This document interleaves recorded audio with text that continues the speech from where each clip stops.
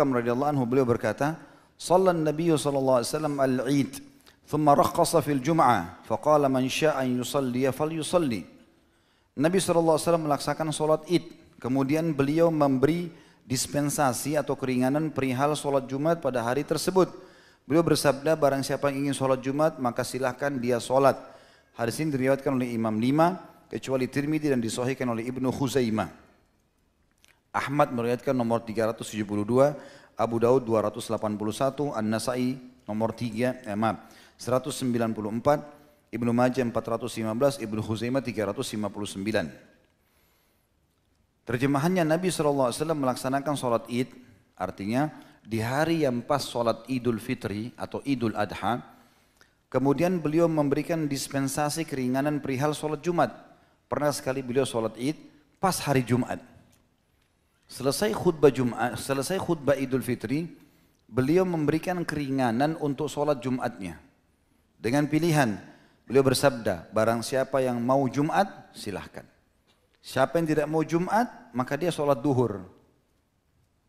Hadis ini tentu hadis sahih diriwayatkan oleh tadi ahli sunan, dan hadis ini memberikan pelajaran kepada kita bahwasanya kalau bertepatan hari Idul Adha atau Idul Fitri di hari Jumat, maka sholat Jumatnya dan khutbahnya menjadi sunnah, bukan lagi wajib.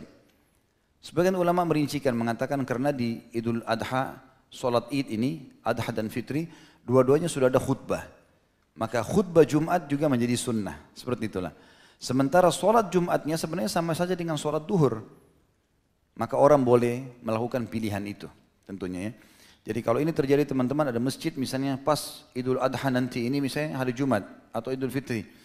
Kemudian mereka sudah sholat Id tadi, Jumatnya kita masuk masjid mau Jumat ternyata enggak ada, mereka sholat duhur, jangan disalahin. Itu benar ya. Kalau ada juga masjid tetap Jumat kita boleh, enggak ada masalah. Inilah hadis yang kita pelajari dari 365 tadi. Saya berpegang kepada mazhab Syafi'i. Wa qala al-Imam an-Nawawi, Imam Nawawi berkata, fil Majmu'i, dalam kitab Al-Majmu' Syarah Muhazzab, juz 4 halaman 491. Qala Syafi'i wal ashabu, Imam Syafi'i dan para ulama mazhab Syafi'i berkata, idza ittafaqa yaumu jumu'atin yaumu 'idin, kalau hari Jumat bertepatan dengan hari raya, baik Idul Fitri maupun Idul Adha. Wa hadara ahlul qura alladzina tulzimuhumul jumu'ata, penduduk negeri yang wajib salat Jumat datang hadir salat Id.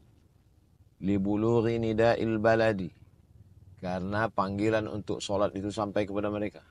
Fa sallau al-'ida, lalu mereka salat Id pagi itu, salat Idul Fitri maupun Idul Adha. Lam tasqut al-jumu'atu, maka kewajiban salat Jumatnya tidak gugur. Maka paginya dia tetap salat Id dan Jumatnya dia tetap salat Jumat. Bila khilafin, tidak ada ikhtilaf di kalangan ulama mazhab Syafi'i dalam masalah ini. An ahlil baladi wa fil ahlil qura wajhani,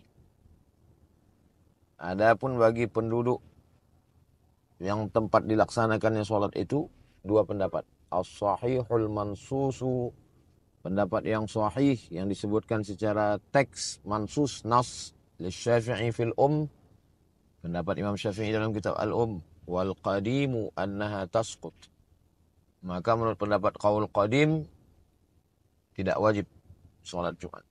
Wasani, pendapat kedua, wal qadimu, pendapat yang qadim, annaha tasqutu, gugur, tak wajib salat Jumat. Wasani, pendapat yang kedua, la tasqutu, tidak gugur, wajib salat Jumat. Jadi kesimpulan dalam mazhab Syafi'i tetap salat Jumat. Adapun kalau ada ustadz, kiai, tuan guru yang berceramah sudah salat Id saja, nanti siangnya enggak salat Jumat lagi, salat zuhur saja. Itu pendapat mazhab Hambali. Berdasarkan hadis, faman syaa falyujammi'.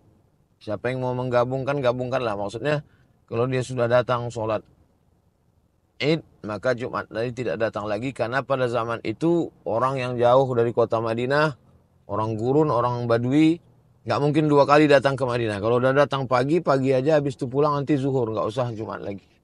Tapi untuk kita di zaman sekarang, masjid banyak, khotib ada, kenapa tidak sholat Jumat? Maka saya dalam hal ini lebih condong kepada mazhab Syafi'i.